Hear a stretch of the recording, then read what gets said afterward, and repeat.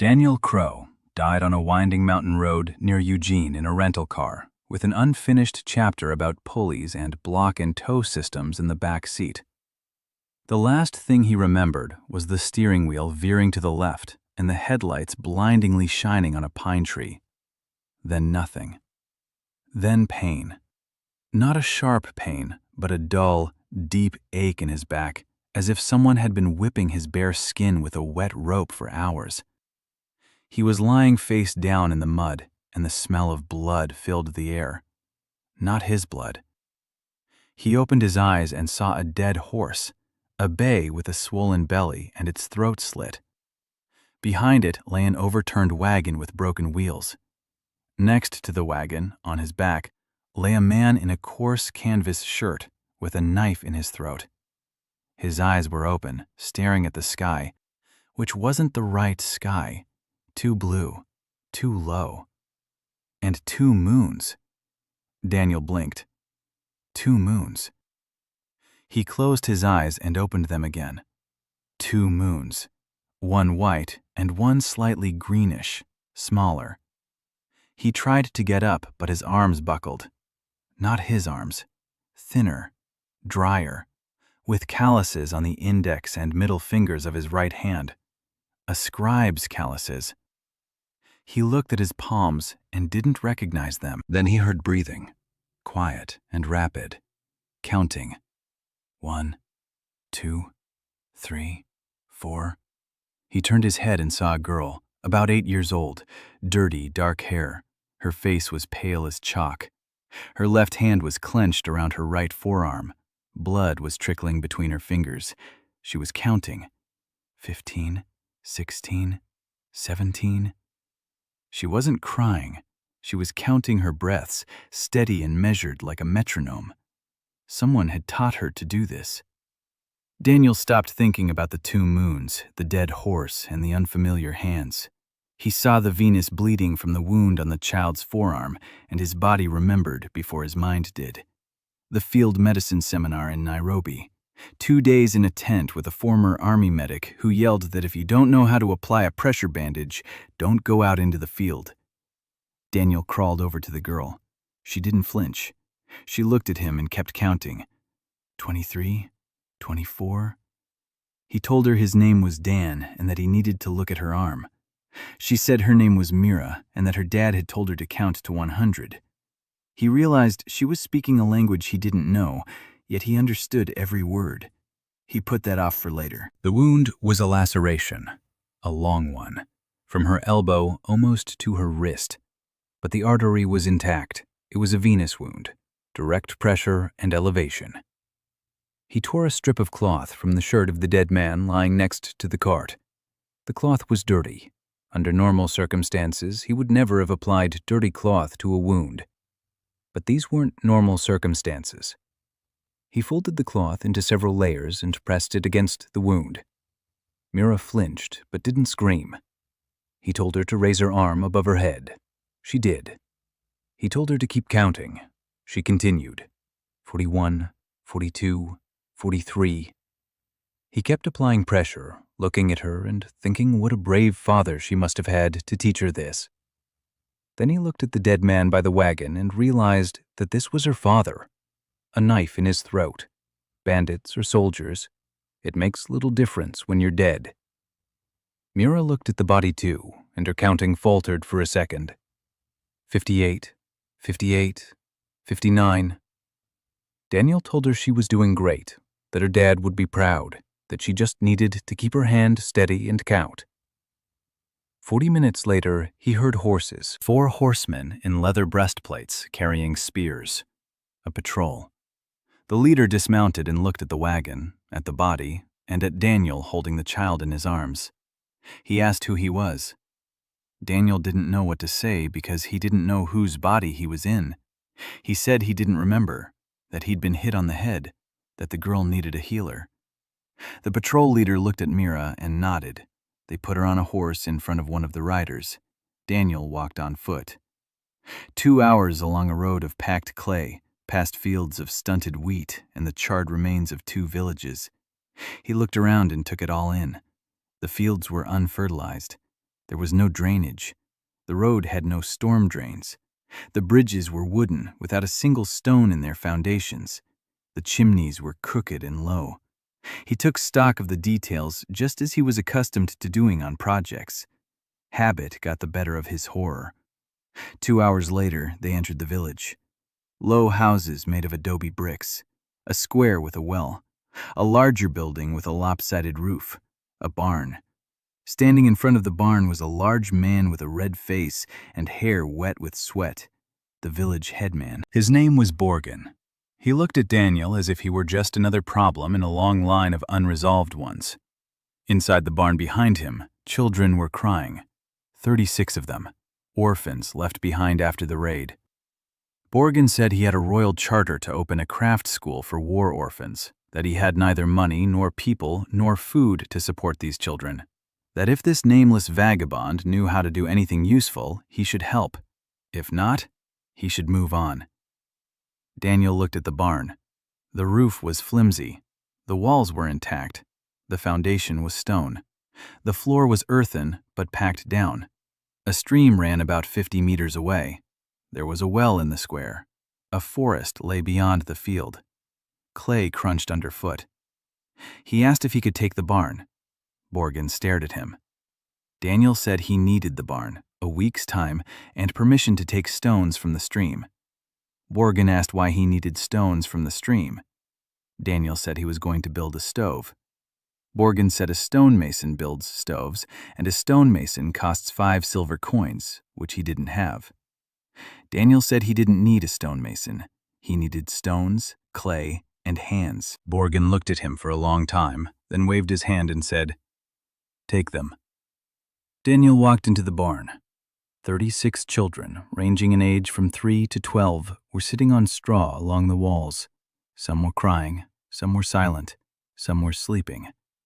They were all dirty. All of them were thin. 2 had rashes on their arms. One boy, about 5 years old, had a swollen cheek. Mira was sitting against the wall, holding her bandaged arm on her lap. She was the only one who looked up when he entered. Daniel looked at the 36 faces and took a deep breath. Then he went out to the stream and washed his hands. Then he came back and stated the first rule of this house. "Before eating, we wash our hands. Everyone." The boy with the swollen cheek asked if there would be food. Daniel said yes, every day. The boy didn't believe him. You could see it in his eyes, but he stood up and went to the stream. The first week, Daniel didn't teach anyone anything. He repaired the roof. The barn was leaking in 4 places, and every night the children woke up wet. He asked Borgen for an axe and received a dull fragment with a rickety handle. He asked for a rope and received a 6-step-long piece of frayed rope. He asked for planks, and Borgen laughed. Daniel went into the woods with the 3 oldest boys. Their names were Finn, Grace, and Ollie. Finn was 12 and hadn't spoken a word since the day his village burned down. Grace was 11 and talked too much and lied all the time. Ollie was 10 and limped on his left leg because of a fracture that had healed improperly. Daniel showed them which branches were suitable for the frame, straight ones, as thick as an arm, and without cracks. He explained why. Because the load travels along the grain, and if the branch is crooked, it will break at the bend. Ollie asked what a load was. Daniel picked up a rock and placed it in his palm. "This is a load. Now put it on the stick." Ollie did so. The stick bent. Daniel asked where it had bent. Ollie pointed, in the middle. Daniel asked, "What if you put the rock closer to your hand?" Ollie tried it. The stick bent less. Ollie looked at the stick, then at the rock, then at Daniel. His eyes changed. Not much, but Daniel noticed. That was the moment when a 10-year-old boy with a crooked leg realized for the first time in his life that the world obeys rules that can be learned. Over the course of 3 days, they gathered branches, and Daniel wove them into a lattice and coated it with clay mixed with straw. The roof stopped leaking. It wasn't pretty. It was effective. On the 4th day, he set to work on the stove. Stones from the stream, clay from the bank. The design was very simple: a firebox, a chimney, and a platform on top for the youngest children to sleep in the warmth. He built it and explained each step aloud, not because anyone had asked him to, because there was always someone standing nearby, watching. Mira stood there more often than anyone else. Her hand was still in a sling, but she held stones with her good hand and handed them to him when he asked. He didn't ask her to help. She did it on her own. On the 5th day, he finished building the hearth and lit the first fire. 36 children sat around it, watching the flames.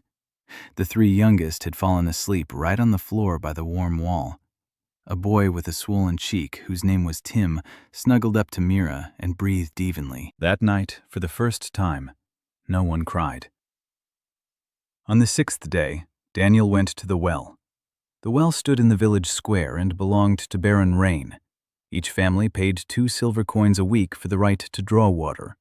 They had to draw it by hand, a bucket on a rope. The rope was wet and heavy. A full bucket weighed so much that a grown man would grunt as he pulled it up. A child couldn't lift it. Daniel stood by the well and watched as a woman with reddened hands pulled on the rope. The bucket swung back and forth, and half the water splashed back out. He looked at the well. Stone masonry, about 7 meters deep by his estimate.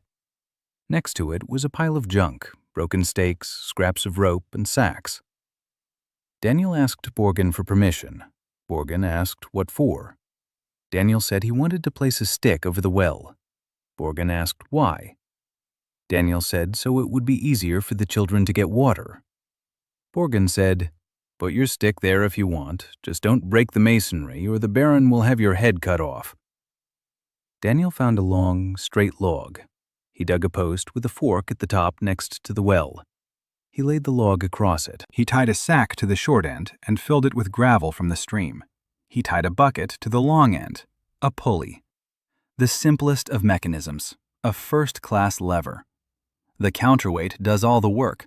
All you have to do is lower the long end and the bucket will go down into the well.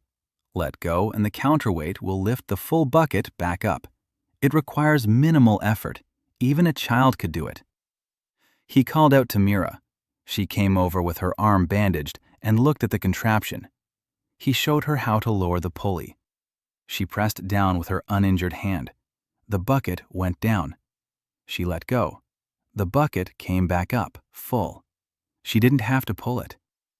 Mira set the bucket on the edge of the well and looked at her hand, then at the pulley, then at Daniel. She asked how it worked. He said it was a lever. She asked what a lever was. He picked up a stick and demonstrated. Here's the fulcrum. Here's the long arm. Here's the short one. A heavy bag on the short arm lifts a light bucket on the long arm. The longer the arm, the less force is needed. She listened without blinking. He could see something click into place in her mind. She asked, "What if we make the arm even longer?" He said, "Then you'll be able to lift even more." She asked, "Is there a limit?" He said, "There is, but we're a long way from it." She nodded and turned to Tim, who was standing behind her. She said that it was a lever and that she would show him how it worked. Tim was 5 years old and didn't understand a thing, but he looked at Mira as if she were someone who had all the answers, and that was more important than understanding. In the morning, 9 children came to the barn. Their mothers had brought them from neighboring houses. One woman said she'd heard they were feeding people here. Another said she'd heard it was warm here. A third said nothing. She simply left a boy of about 6 at the door and walked away. Daniel took them all in. By the end of the first week, he had 45 children and 1 barn with a patched-up roof, a working stove, and a draw well over the well. He had no money. He had no food for the following week. He had not a single book, not a single tool more complex than an axe, and not a single adult to help him. But he had Mira, who got up before everyone else every morning, went to the stream, washed her hands, and came back to wake the others. She did this on her own, without being asked, without being told, because that was the first rule. On the 8th day, Daniel sat on the barn threshold and looked out at the village. Gray houses, withered fields, children in dirty clothes. a well with a windlass that had cost him half a day's work and 0 silver coins. And for that well, Baron Rain charges each family 2 silver coins a week for the magical lifting of water. A stick and a sack of gravel do the same thing for free. Daniel realized he had a problem. Not a small problem like a leaky roof. A big problem, like the fact that he'd just devalued the local feudal lord's property with a log. 2 days later, the Baron's steward arrived, a young man in fine clothes on a fine horse. He looked at the drawbridge. He looked at Daniel. He asked who had given permission. Daniel showed him the royal charter for the Craftsmen's Guild. The steward read it twice. Daniel clarified that the crane wasn't magic, it was a stick. The steward rode off. Daniel knew he would return. The steward returned 4 days later. He wasn't alone. With him came a man in a gray cloak with a yellow cord over his shoulder, a minor official from the Baron's court. He walked into the barn uninvited and inspected every corner, the stove, the sleeping platform, the shelves with the fired clay bowls that Daniel had molded with the children over the course of 3 days, the rope loops for drying clothes, the drainage ditch behind the wall that carried rainwater away from the foundation. The official didn't write anything down. He was memorizing everything. Then he approached Daniel and asked his name, his occupation, and where he had come from. Daniel said his name was Daniel Crow. He said he was a clerk who had lost his memory after an attack on the road. The official asked if he could read. Daniel said he could. The official asked where he had studied. Daniel said he didn't remember. The official looked at him for a long time, his expression unreadable. Then he said that according to the Blood Codex, paragraph 16, a commoner with the ability to write is required to register at the office of the nearest lord and pay an annual literacy tax of 12 silver pieces. Daniel didn't bat an eye. A literacy tax. 12 silver pieces a year for the ability to read. He nodded and said he would register. The official left. Borgin arrived in the evening. He sat down on the threshold next to Daniel and was silent for a long time. Then he said that the Baron's steward had asked him to convey that the crane over the communal well must be removed by the end of the week because drawing water is a magical service paid for by the Baron, and replacing it with a non-magical device constitutes a violation of the Blood Code, paragraph 41. Daniel asked what would happen if he didn't remove it. Borgin said that soldiers would come then. Daniel looked at the well. 20 women had used the pulley over the past 4 days. 20 families had saved 2 silver coins each. The children fetched water on their own. Mira lifted a full bucket with one hand. He removed the pulley. He removed the log.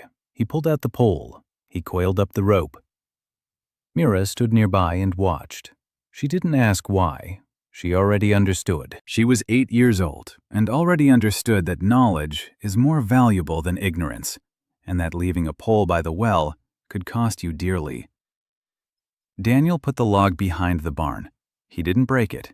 He didn't throw away the bag of gravel. He simply removed the structure from the public area.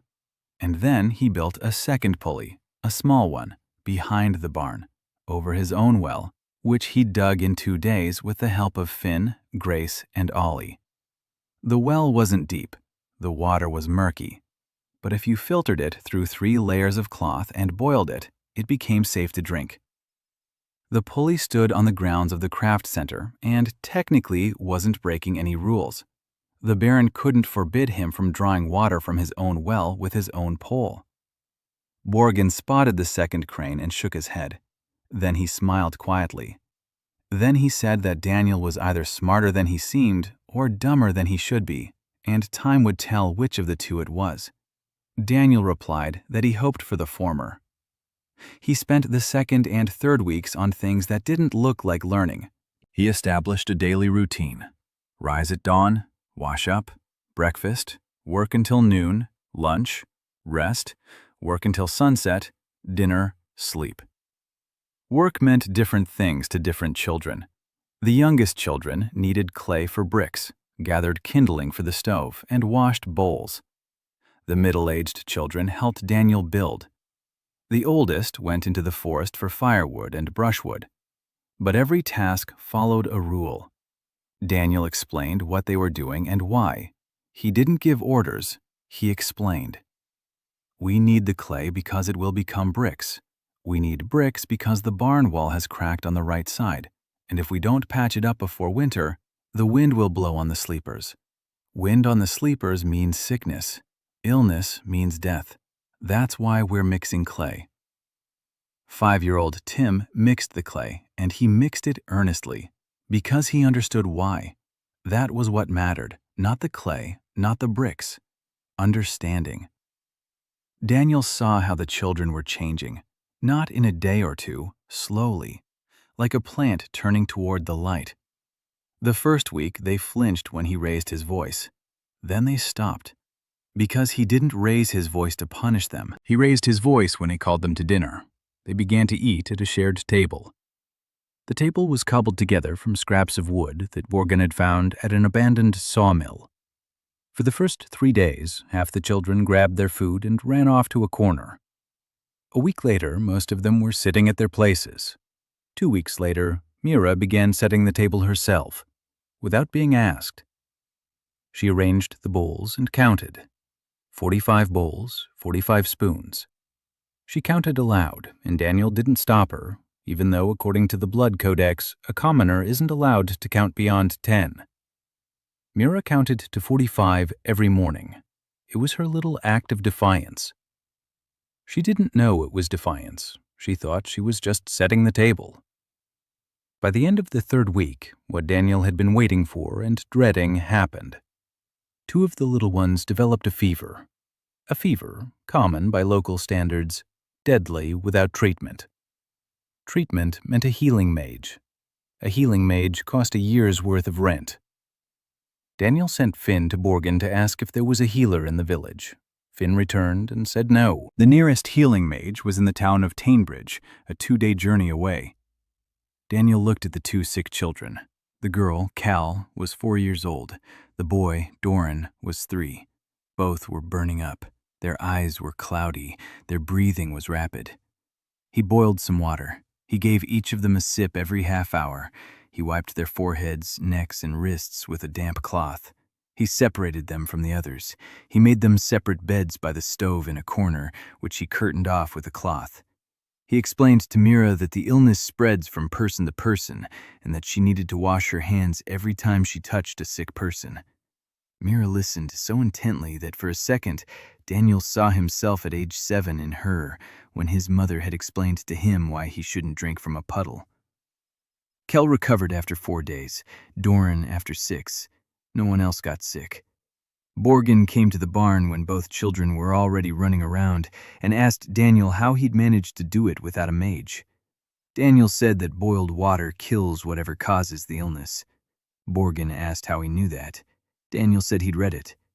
Borgen was silent for a moment. Then he said that last year, 4 children in the village had died of a fever and that their parents hadn't been able to pay the mage. His voice was steady, but his hands clenched. Daniel said he could teach anyone to boil water.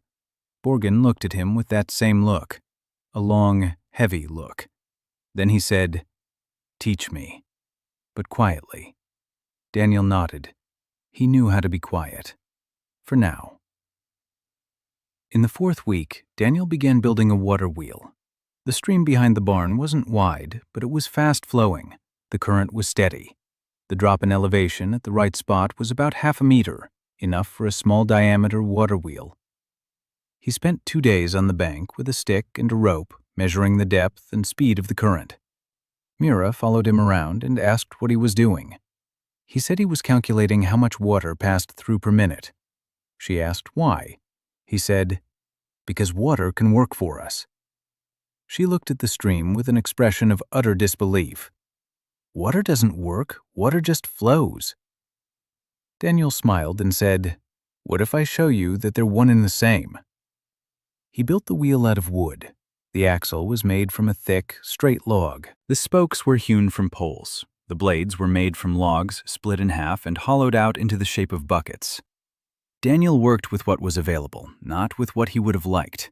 That was a rule he'd learned during 8 years of working in impoverished regions. Never design something that can't be built from materials found on the ground. Never ask for tools that aren't available.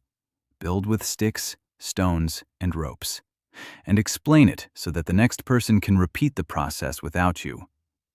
He enlisted all the older children to help with the construction. Finn was carving the axle, silently, precisely, with a kind of somber concentration that served as his words.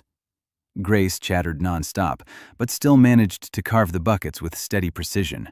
Ollie, with his lame leg, sat on the shore and braided ropes from bark fibers. Daniel showed him a knot that wouldn't come undone under load, and Ollie mastered it in an hour and braided 12 meters of rope in a day. Mira sat nearby, looking at the sketch Daniel had drawn with a stick on the ground. A circle, spokes, buckets, an axle, supports. She looked at it for a long time, then asked why the buckets were tilted instead of straight. Daniel froze. It was the right question. Not just the right one, but the very question that separates those who merely look from those who truly see. He explained, if the bucket is straight, the water hits it and splashes out. If the bucket is tilted, the water pours into it and presses down with its weight until the bucket tips over at the bottom. A bucket wheel works not on impact, but on weight. That's why it's more efficient. Mira repeated the word more efficient. She tasted it on her tongue like a new fruit. Then she asked, does that mean it does more in the same amount of time? Daniel nodded. She was 8 years old. 10 days later, the wheel was standing there, clumsy, uneven, with a creak that could be heard 100 steps away. But it turned. Water filled the buckets, and the wheel turned, and the axle rotated. Daniel attached the simplest of gear mechanisms to the axle, 2 round slices of log of different diameters. The larger one on the wheel's axle, the smaller one on the millstone's axle. A rope drive connected them. The millstone he found, an old, cracked, discarded millstone on the outskirts of town. Borgen said that the old mill had burned down 2 years ago, and the Baron hadn't built a new one because the mage who had enchanted the millstones had died, and no new one had been sent. Since then, the grain had been ground by hand. Each family spent half a day grinding. Now the water wheel turned the millstone, slowly, unevenly. The stone was cracked, and the grain was ground coarsely. But it was being ground, without magic, without payment. The stream worked for free. Borgen stood and watched the spinning wheel. He said nothing. Daniel could see his jaw muscles moving. This was a man who, for 30 years, had paid for things he could have gotten for free, and he had only just realized it. 3 days later, women came to the mill with grain. First 2, then 5, then a line every morning. Daniel didn't charge a fee. He asked for one thing. Whoever came to grind grain should bring something for the children. Not money, food, clothing, thread, whatever they had. The women brought things, turnips and cabbage and eggs and scraps of fabric and balls of wool. Within 2 weeks, the orphanage was no longer going hungry. Daniel stood in the yard and watched as Mira taught Tim to count the sacks of flour. 1, 2, 3, 4. Tim carefully held up his fingers. Mira corrected him. No, Tim, 4 is this many. Look. Daniel turned away because his eyes were stinging, and he didn't want the children to see it. Then Borgen came and said there was news, both bad and good. The bad news was that Baron Rain had found out about the mill and was displeased. The good news was that the Baron was currently preoccupied with something else. News had arrived from the north. The Empire of Kasser had massed troops at the border, 3 legions.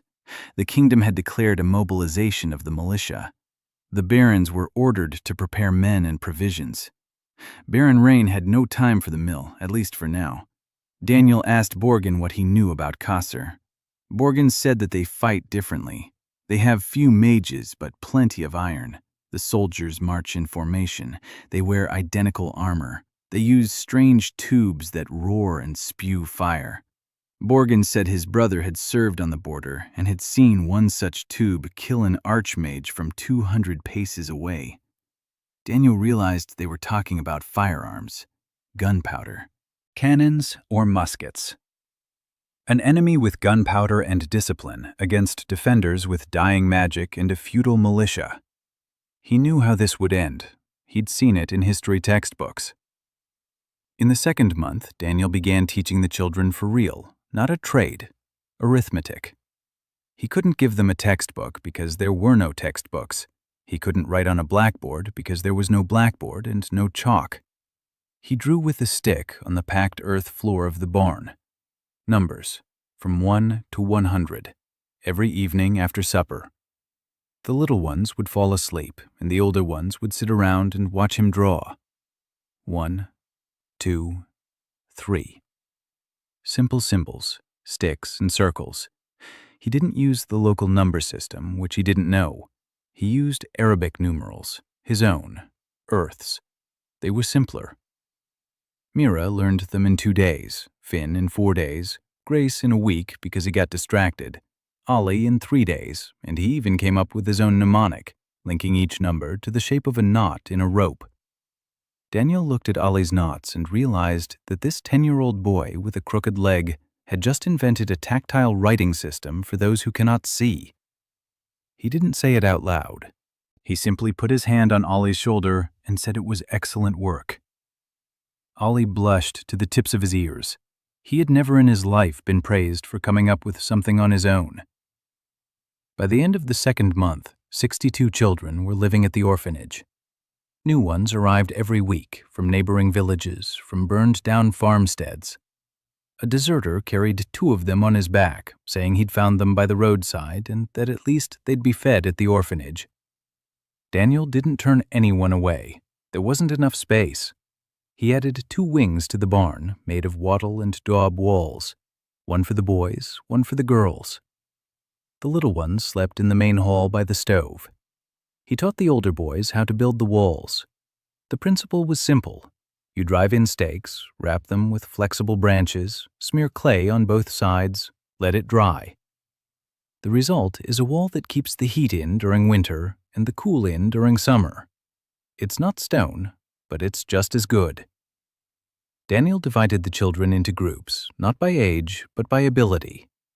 Those who were good with their hands, he put to work on the construction. Those who were quick to memorize, he taught to count and read in the evenings.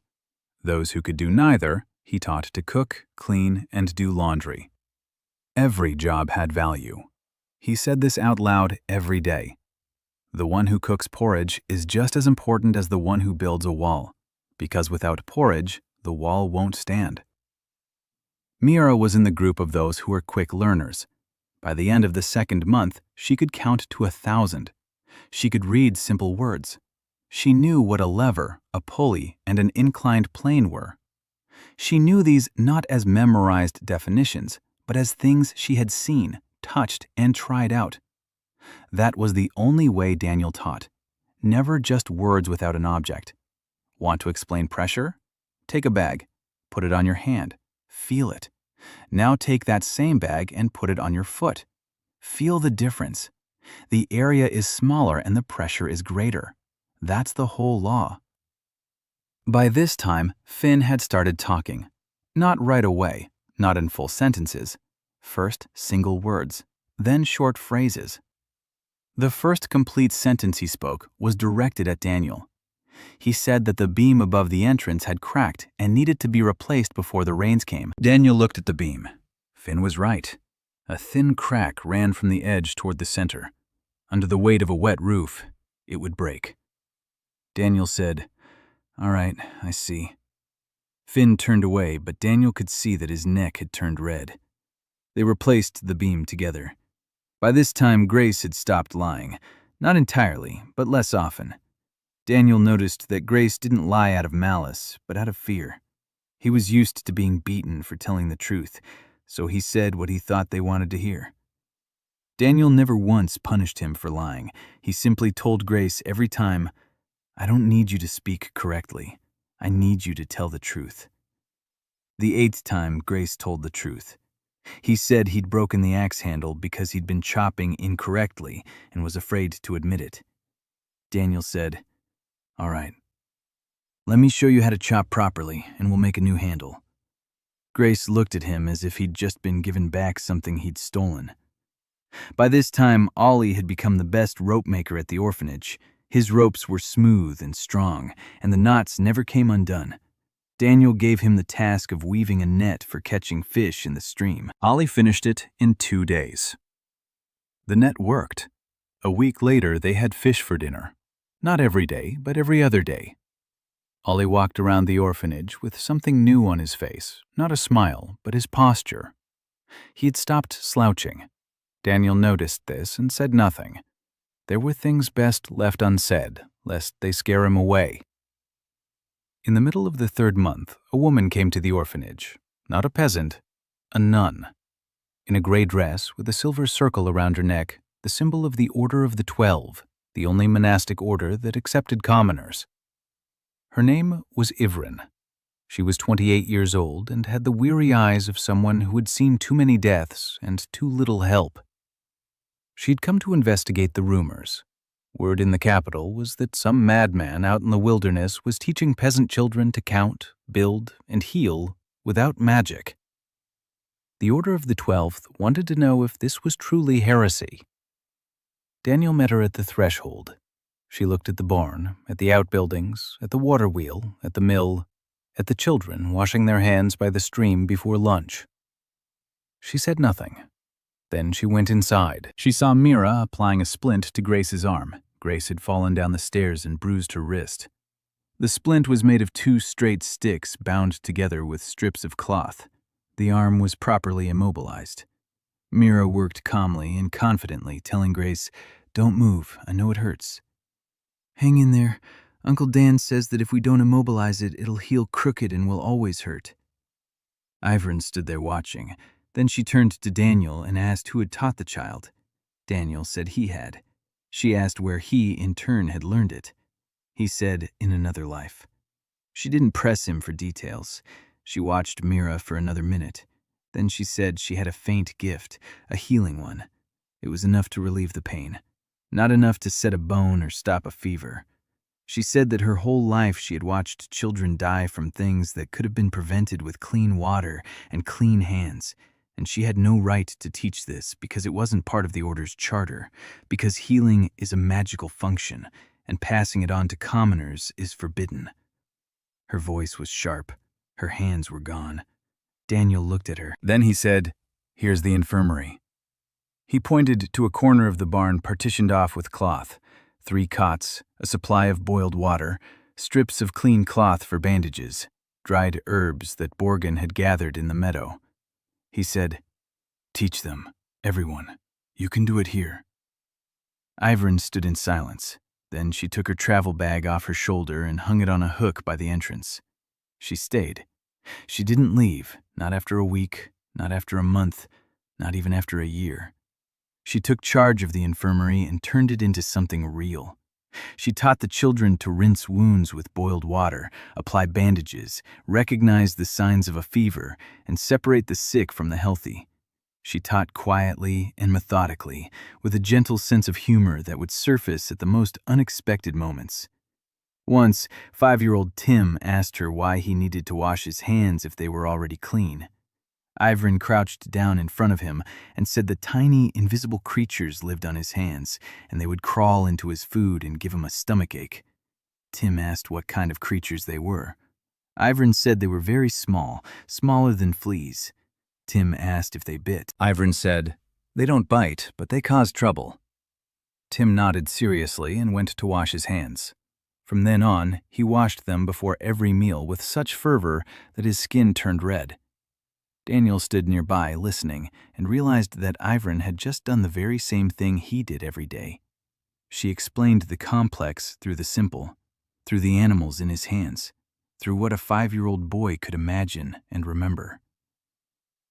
That evening, after the children had fallen asleep, Daniel and Ivern sat on the doorstep, drinking the mint tea she had brewed. She asked him how he knew all this. Not specifically, but in general. Where did he get all this knowledge in his head that no one else in this world has?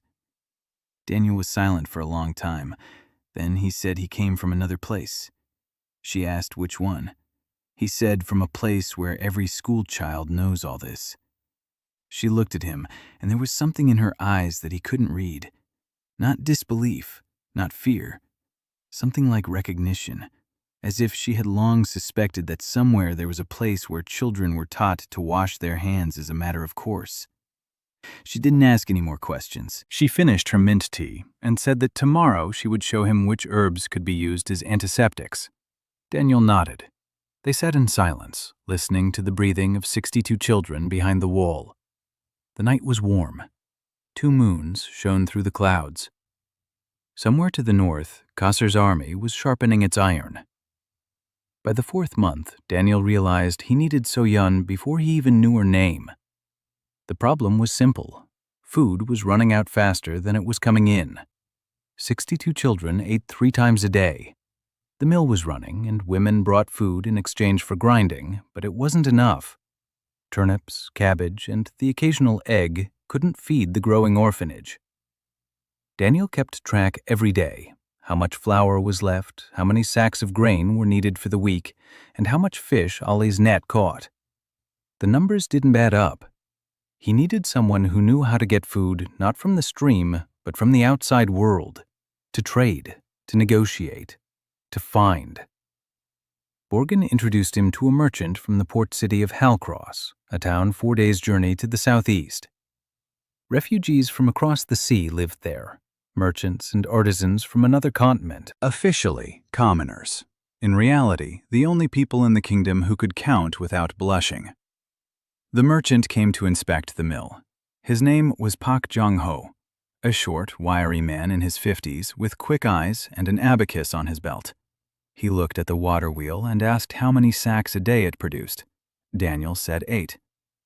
Pak Jong-ho shook his head and said that if they mounted a second millstone on the same axle via a gear, it would produce 16. Daniel looked at him. Then he asked how he knew about the gear. Pak Jong-ho smiled and said that in his country, mills were being built before they even learned how to fire pots here. He didn't buy anything, but a week later, he sent his daughter. Kim So-Yun arrived in a cart loaded with sacks of rice, salted fish, and bales of cloth. She was 19 years old. Her black hair was tied in a bun. Her face was calm and sharp as a knife turned flat. She jumped down from the wagon and surveyed the shelter from the well to the mill in 4 minutes. Then she approached Daniel and said that her father had sent her to see if it was worth investing in. Daniel asked, "Investing in what?" She said, "In you." Daniel didn't know how to say. With Jan walked inside the barn. She counted the children. She counted the bowls. She counted the sleeping platforms. She came out and said that he had 62 mouths to feed and a food supply for 11 days, and that at the current rate of consumption, in a month he'd be feeding them grass. Daniel said he knew. She asked, "So what are you going to do?" He said he'd figure something out. She looked at him with an expression that he would later learn to read as a mixture of irritation and respect. Then she sat down on the threshold and unrolled the scroll with her notes. Over the course of 2 hours, she laid out the shelter's finances for him, how much grain cost at the market in Halcross, how much flour costs, the difference between buying grain and selling flour. If the mill grinds 8 sacks a day and the farmers pay for the grinding with produce, then Daniel could take a portion of the flour as payment and sell the surplus in Halcross through Pak Jong-ho's network. With that money, he could buy what was missing: salt, oil, iron for tools, cloth. Daniel listened and felt something taking shape in his mind. Not an engineering design, an economic one.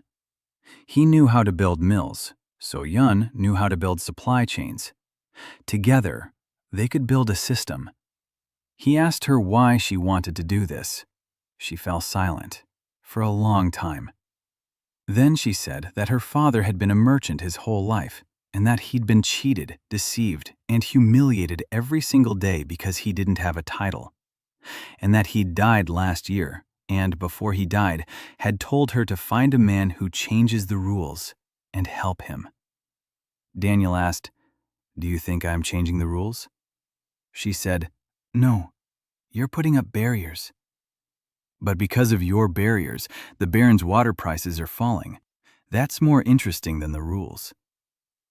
So-yeon stayed for 3 days. In 3 days, she mapped out a supply route. Grain from 4 nearby villages to the mill. Flour from the mill to Halcross. Back with salt, oil, needles, and thread. She made arrangements with 3 carters who were already traveling this route. They picked up the sacks along the way for a small share of the profit. The logistics were haphazard and unreliable, depending on the weather and the driver's moods. But it worked. On the 4th day, So-yeon left. A week later, the first shipment arrived. Salt, oil, 2 rolls of coarse cloth, and a coil of iron wire. Daniel held the wire in his hands, and his fingers trembled. Iron.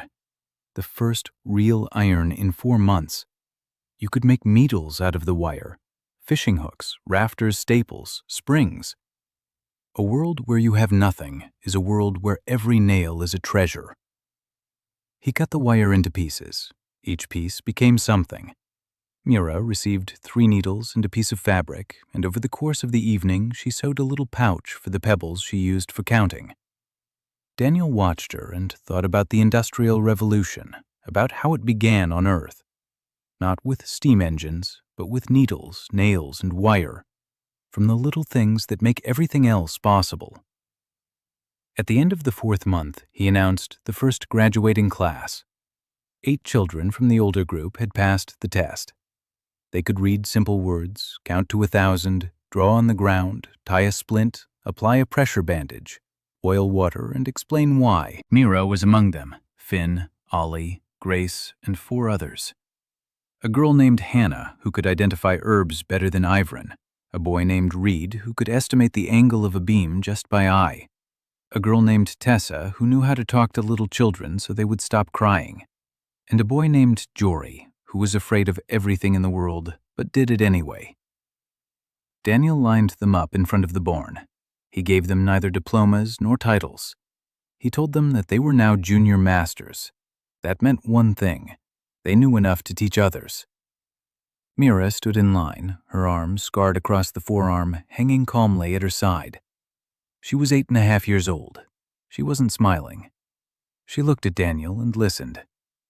He told them that everything they knew wasn't their property. It was a tool. A tool only works when it's used. If you know how to apply a splint and there's a child with a broken arm standing right next to you, your knowledge is worthless until you bend down and apply it. 8 children nodded. Borgen stood to the side and watched. Ivran stood in the doorway of the infirmary. 2 months ago, she still had her doubts. Not anymore. She had seen an 8-year-old girl properly clean and bandage a laceration, and a 5-year-old boy wash his hands, not because he was forced to, but because he knew why. That evening, Daniel sat behind the barn and watched the water wheel. It turned, slowly, steadily. The creaking had grown quieter after Finn had greased the axle with lard. Daniel thought about how, in 6 months, people from the Archmages Guild would come here. He didn't know exactly when, but he knew they would come, because in the 3 neighboring baronies, the price of magical water had already fallen.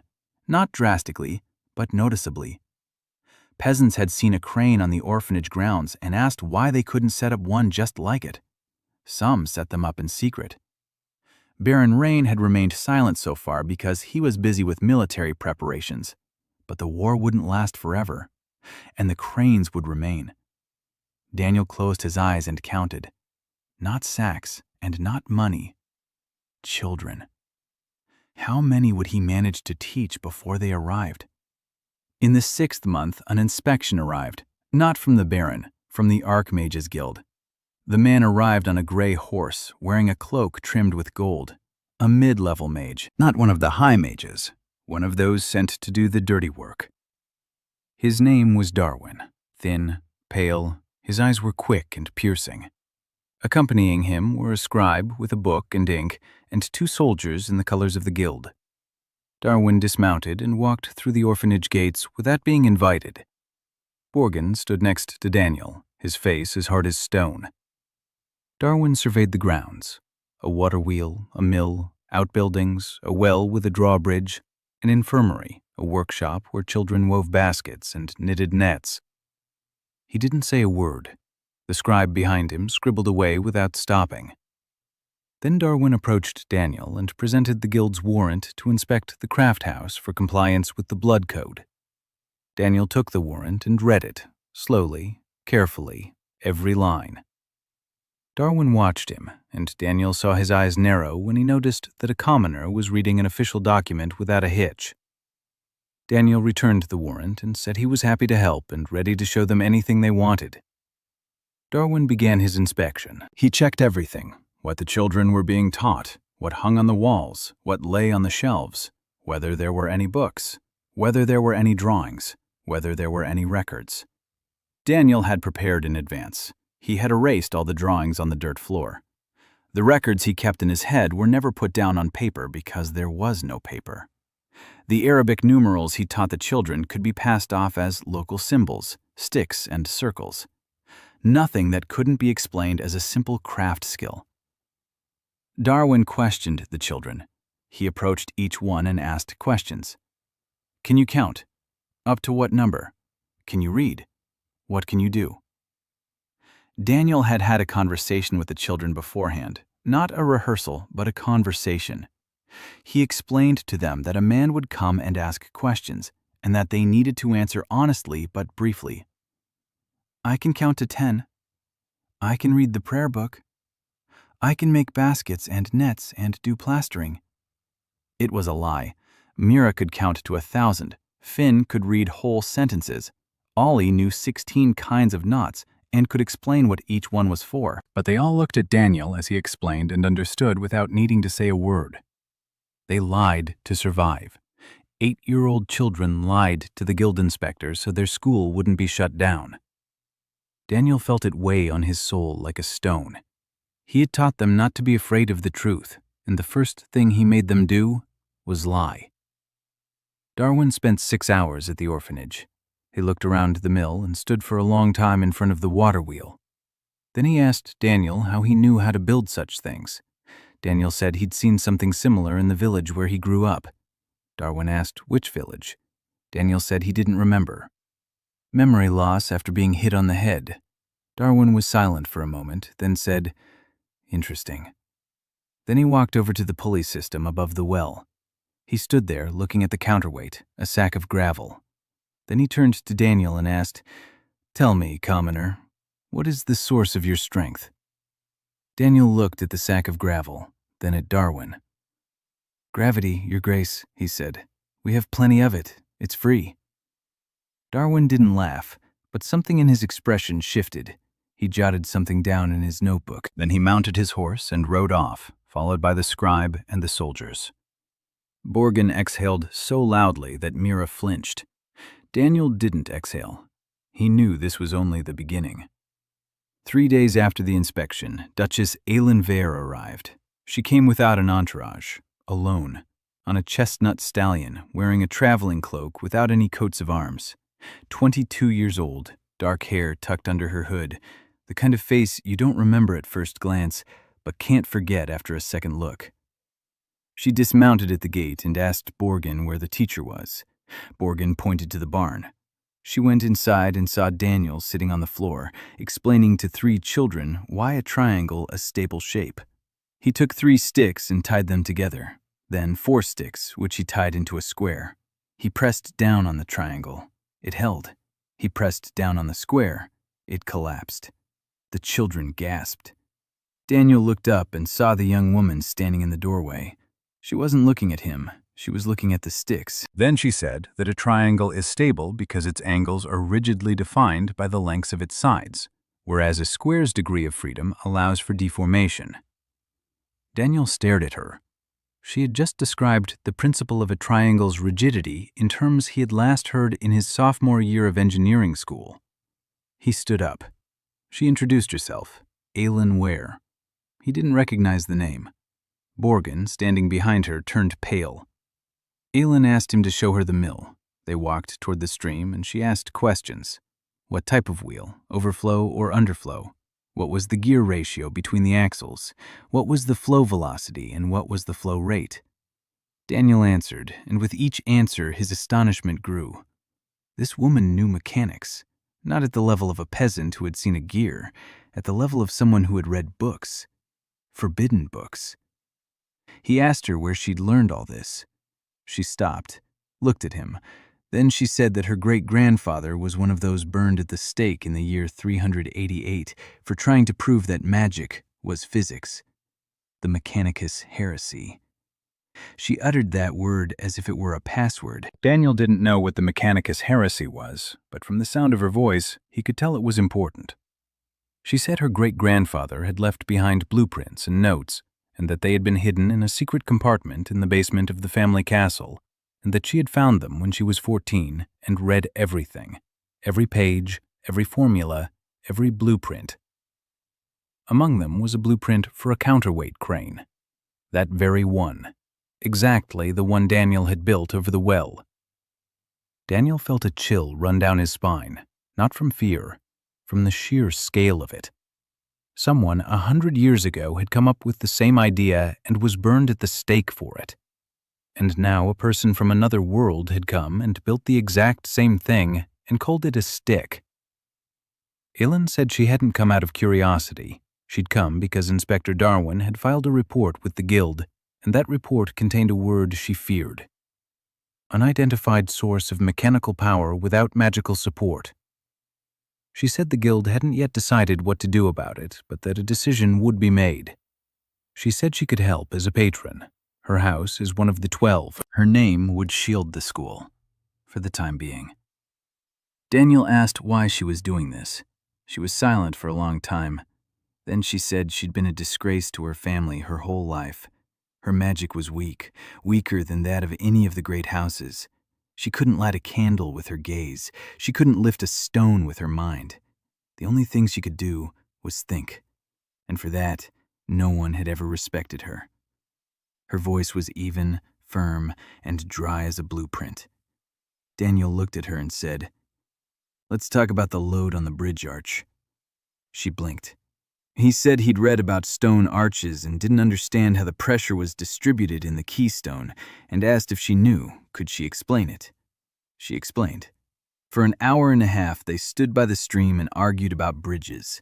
She drew diagrams on the ground with a stick. He corrected her. She disagreed. He presented arguments. She presented counter-arguments. Not once in that hour and a half did either of them mention titles, ranks, or bloodlines. They argued like colleagues. When she rode off at dusk, Daniel stood at the gate. She turned around in the saddle and said she would send a messenger once the guild had made its decision. Daniel nodded. Mira stood nearby and watched the riding away. Then she asked who that was. Daniel said, "A friend." Mira looked at him and said, "Your hands are shaking." Daniel hid his hands behind his back. Mira turned away and went into the barn. By the 7th month, Daniel began expanding, not because he wanted to, but because he couldn't stop. New children arrived every week. By the start of the 7th month, there were 120 of them. The barn, with its 2 extensions, could no longer accommodate everyone. Daniel found a plot of land across the stream, a vacant lot. Borgen said the land belonged to the crown and that, under the law governing artisan homes, it could be occupied if permission was obtained from the local administrator. By this time, Baron Rain's administrator had his own reasons to help. 3 months earlier, Ivrin had cured his wife, not with magic, with boiled water, compresses, and common sense. The woman had survived. The steward signed the paper without reading it. Daniel began to build, not by himself. He could no longer build on his own. He taught others to build. By this time, Finn had become his right-hand man on the construction site. The 13-year-old boy who hadn't spoken a word 6 months earlier was now leading a crew of 10 children and 2 adult peasants who had come to help. Finn didn't say much, but when he did, he was precise. Beam here, joint here, dig the hole deeper. He could visualize the entire structure. Daniel would show him the blueprint on the ground, and Finn would recreate it in 3 dimensions, not by copying, but by understanding. Once Finn corrected the blueprint.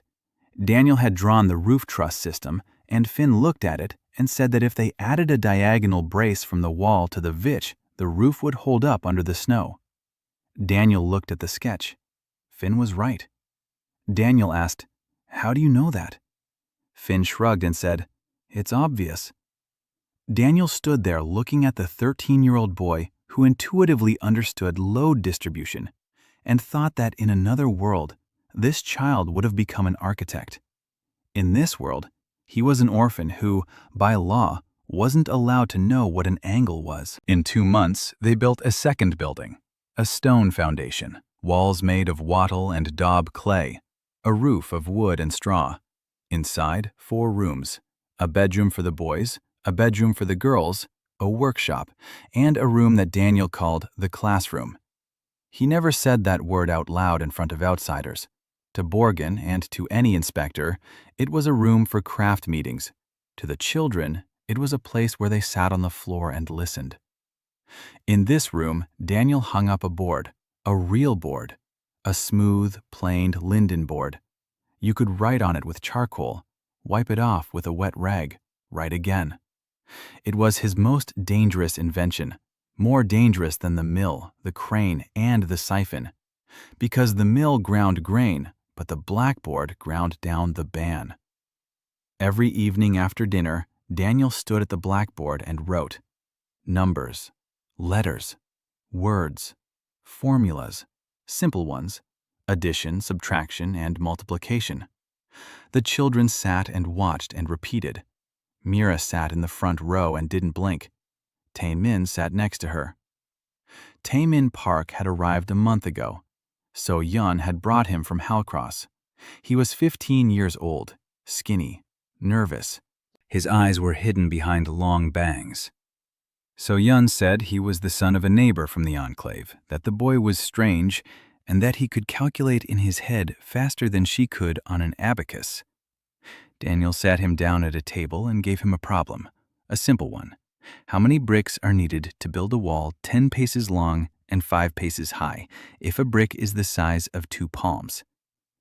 Tae-min looked up at the ceiling. He was silent for 4 seconds. Then he gave the number. It was correct. Daniel gave him a second problem, a more difficult one. If a water wheel makes 6 revolutions per minute and the gear on the millstone's axle is 1/3 the size, how many revolutions does the millstone make? Tae-min answered instantly. 18. Daniel gave the third problem. If a log 20 paces long rests on 2 points 5 paces from each end, and a load of 100 stones is placed in the middle, what is the load on each support? Tae-min closed his eyes. Then he opened them and said, 50 on each if the log is weightless. But the log isn't weightless, and its weight is also distributed equally, 50 each. Therefore, each support bears a load of 50 stones, plus half the weight of the log. Daniel leaned back. A 15-year-old boy from the Port Enclave had just solved a problem involving a beam with 2 supports in his head, taking into account the structure's own weight. Daniel asked, "Who taught you that?" Tae-min said, "No one." He said the numbers were in his head, that he could see them, that when someone states a problem, he sees it as a picture and the answer just appears. He said this quietly, with the habit of tucking his head into his shoulders, because in the past, when he said things like that, he'd been beaten. Daniel placed his hands on the table, palms up. "Show me what you can do," he said, "but take your time. I want to be able to keep up with you." Tae-min looked at him. Then he began to speak. He spoke for 2 hours. He talked about numbers the way others talk about people, with love, attention, and detail. He described the patterns he saw, how numbers form sequences, how sequences form shapes, how the shapes were connected to one another. Somewhere in the middle of his story, Daniel realized that Tae-min had derived the formula for the sum of an arithmetic progression on his own. At 14 years old, without a textbook, without a teacher, without a single written symbol, purely in his head. Daniel sat and listened, his throat sore from swallowing hard. When Tae-min finished, he looked at Daniel with an expression Daniel had only seen before in stray dogs, waiting for a blow. Daniel said, "That's the best thing I've heard in many years." Tae-min blinked, then he brushed his bangs off his forehead. Then his lips trembled, and he turned away toward the wall, his shoulders shaking. He was crying silently. For the first time in his life, someone had wanted to keep up with him. Mira sat in the corner and watched. Then she quietly stood up, brought Tae-min a mug of water, set it down beside him, and left without saying a word. She understood. She herself had been that kind of child just 6 months ago. Tae-min stayed. He became part of the school as quickly and inevitably as water becomes part of a river. 2 weeks later, he was already teaching the younger children addition. A month later, he was writing formulas on the blackboard that Daniel remembered from college. Daniel looked at the blackboard and thought about how, somewhere in Portland, a textbook on mathematical analysis sat on a shelf, and how the boy in front of him had grasped its content without that textbook. He thought about how many boys like this lived in the villages of this kingdom, counting stones in silence and averting their eyes when someone noticed. By the 8th month, the school had become a school. Not by its sign, there was no sign, but by its substance. 217 students, 6 workshops, carpentry, pottery, weaving, rope-making, blacksmithing, and the one Daniel called a laboratory, though to the inspectors it was a room for mixing paints. In the laboratory stood a distillation cube, the simplest kind, a clay pot with a lid from which a tube extended, passing through a trough of cold water. Daniel built it in a day. The first distillation produced clear water from murky river water. Ivran stood nearby and watched as transparent droplets fell into the clear vessel, and her hands trembled. She said that for this alone, in other times, they would have burned them both. Daniel said he knew. By this time, Ivran's infirmary was the best medical facility in the 3 baronies, not because there was magic there, but because there were clean hands and boiled water and strips of cloth boiled and dried in the sun, and knowledge. Ivran had taught 200 children the basics of field medicine, how to clean a wound, how to apply a bandage, how to set a dislocated joint, how to apply a splint, how to recognize signs of infection, how to isolate a patient, how to boil everything that comes into contact with a wound. 12 children, aged 9 to 13, knew what the adult healers in the capital did not. Because the adult doctors in the capital treated patients with magic, and when the magic ran out, they just threw up their hands. Ivran treated patients with whatever she had, with water and cloth and common sense and hands that she washed every 10 minutes. Lanehawk arrived in the middle of her 8th month. She didn't just come, she barged in. 17 years old, tall, wiry, a scar across her left eyebrow, a knife tucked into her belt.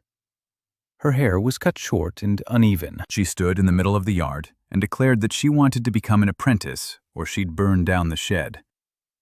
Borgin reached for his club. Daniel stopped him. He walked over to Lane and looked at her. She looked right back at him, not down, not to the side, straight into his eyes. That was rare. In this world, commoners didn't make eye contact. Daniel asked her name. She said, Lane Hawk. He asked where she was from. She said she was from Baron Thorne's barracks on the northern border, that she was the daughter of the Baron and a servant, that her father had acknowledged her only in words, that her brothers had driven her away, that she had lived among the soldiers and fought better than any of them, and that when the Baron was killed during Kasser's raid, the new commander told her to leave because women weren't needed in the barracks. She had walked for 8 days. Daniel looked at her knife. He noticed that the blade was sharpened more on one side. The right bevel was deeper. He asked why the knife had become dull unevenly. Lane blinked.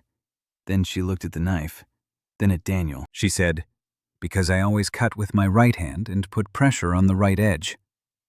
Daniel nodded and said, "Okay, you're observant. That's more important than you think. Go eat, we'll talk later." Lane stood there, motionless. She was waiting for a catch. She'd been waiting for a catch her whole life. Daniel said, "We don't bite. The kitchen's over there, the sink's over there. Wash your hands first." She went over. She washed her hands so vigorously it was as if she wanted to peel the skin right off. Then she sat down at the table and ate quickly and in silence. Mira brought her seconds. Lane looked at the 9-year-old girl carrying a plate of porridge, who didn't take her eyes off her. Lane asked, "Aren't you afraid of me?" Mira said, "No." Lane asked, "Why?" Mira said, "Because your hands are shaking, and someone who's really dangerous doesn't shake." Lane stared at her. Then, for the first time all day, her expression changed. Not a smile, something close to one. Daniel gave her an assignment, not like the others. He gave her a problem in statics. A beam rests on 2 supports. A force is applied to it. Where will it break? Lane looked at the problem, then at the beam lying in the yard. Then she turned back and said, "In the middle, if the support's at the ends, and closer to the support if one support is farther away than the other." Daniel asked how she knew. She said she'd seen gates break. If a battering ram strikes the center, the gate breaks in the center. If it strikes closer to the hinge, it breaks at the hinge. She knew physics through destruction, through the blows and the battering logs and the crackling of wood under impact. Daniel told her he wanted her to be in charge of school security, not as a janitor, as head of security. She said, "I'm a woman." He said, "I noticed." She said, "The men won't listen." He said, "They will." She said, "Why?" He said, "Because I'll tell them, and if they don't listen, I'll explain why." Lane was silent. Then she nodded. A week later, she had set up a system, 2 posts, 4 guards on duty, a patrol schedule, an alarm, a wooden horn that could be heard 300 steps away, boy sentries from among the older students on the rooftops in the morning and evening. She drilled them with a patience no one expected from her. She didn't yell. She demonstrated. "Stand here, look that way. If you see a horseman, blow the horn. If you see a fire, shout. If you see a stranger, keep quiet and run to me." By the end of the month, the school was better protected than half the baronial castles in the region. Not by walls, by eyes. Daniel stood on the roof and looked at his school. 217 children, 6 workshops, an infirmary, a mill, 2 buildings, a classroom with a blackboard, a distillation still, a security system. 6 months ago, he had been lying in a ditch next to a dead horse. He looked at his hands. Someone else's hands with calluses that were now his own. The marks from the flogging on his back had healed, but the scars remained. He didn't know who the man was whose body he now inhabited. He didn't know his name, his story, or his sins. He knew only that this man had been a clerk, that he'd been flogged and abandoned by the roadside, that he'd died, and that Daniel had taken his place. Sometimes at night, he felt as though he were being watched, not by a person, by something else, a gaze that had no direction, not from behind, not from the front, but from everywhere, like atmospheric pressure. He chalked it up to fatigue. He slept no more than 5 hours a day. His body was older than it looked and weaker than it needed to be. Ivern told him he was killing himself. He nodded and carried on. Because outside the school walls, the world wasn't waiting. In the 10th month, a second man from the guild arrived. Not an inspector, a mage. Disguised as a traveling healer, his name was Norden, and he was a good man. He arrived on foot, wearing a worn cloak, carrying a staff and a knapsack, and asked for a place to stay for the night. Borgin let him in because everyone let travelers in. It was the custom. Norden sat by the fire and told tall tales. The children listened. He was charming, smiling, with a soft voice. He asked the children what they did. They answered, carefully, just as Daniel had taught them. "We weave baskets, we knit nets." But Norden was smarter than Darwin. He didn't ask direct questions. He played games. He beckoned Tim over and showed him a trick. A snap of his fingers and a tiny flame flared up in his palm. Tim gasped.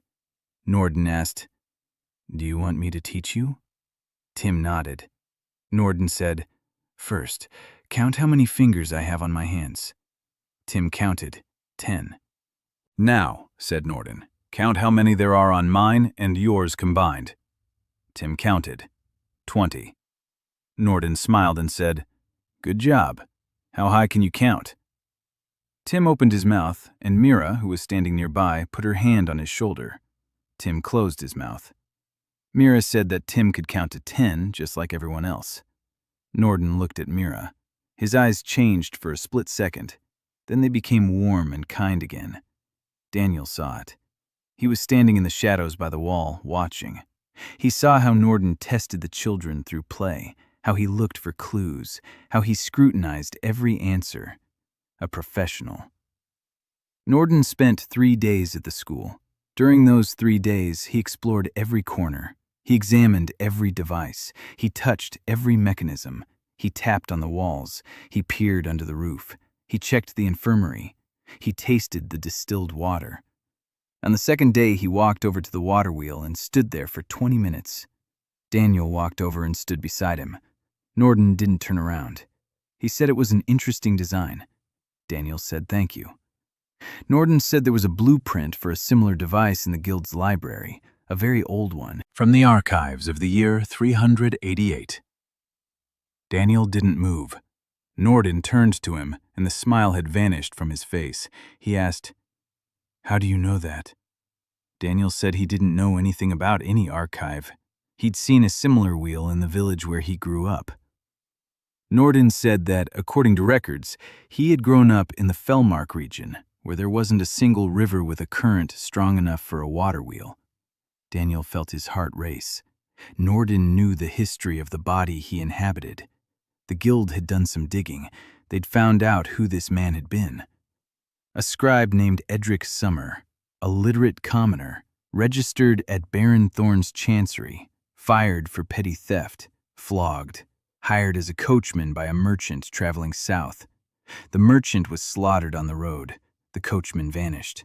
And in place of the quiet, thieving scribe, a man appeared who builds mills and teaches peasant children to count. Norden said all this calmly, like a report. Daniel listened and realized that his cover story had fallen apart. Norden said that Daniel had 2 options. The first, he packs his things and leaves the kingdom, across the southern border, quietly, without the children. The guild wouldn't pursue him. They'd let him go. Norden didn't voice the second option. He simply looked at the school and then back at Daniel. Daniel asked, "Who sent you?" Norden replied, "Archmage Severin Valor, the head of the guild. Personally." Daniel asked why he hadn't come himself. Norden said it was because Severin doesn't visit those he considers beneath him. He sends someone, and if the one sent returns without results, he sends the next one, and the next one won't be asking questions. Daniel stood there thinking. He had 217 children, 6 workshops, an infirmary, a mill, people who trusted him.